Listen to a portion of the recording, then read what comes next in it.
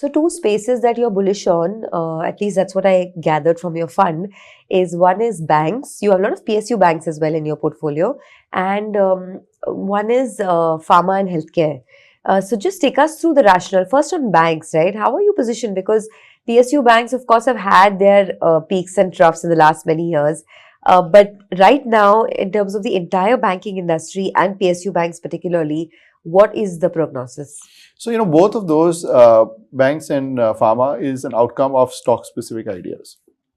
It's not necessarily that we like or don't like the sector. It's because we like individual companies. We populate the portfolio on a bottom-up basis, and those are outcomes from a sector standpoint. Having said that, broadly, we are still positive on financial services.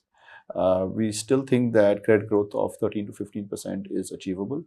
Asset quality remains benign, and valuations are still close to, if not below, long-term averages, right? And I think this has been called out by the industry and by many people for a long period of time.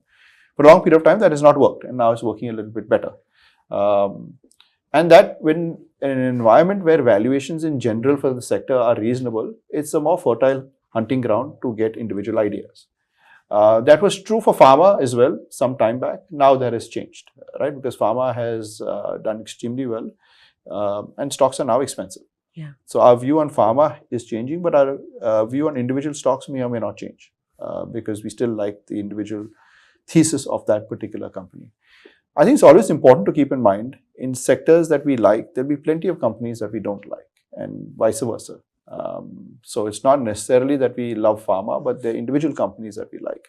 It's not necessarily like that we like IT, but the individual companies, again, where we like the story. Okay. So it's very, very stock specific.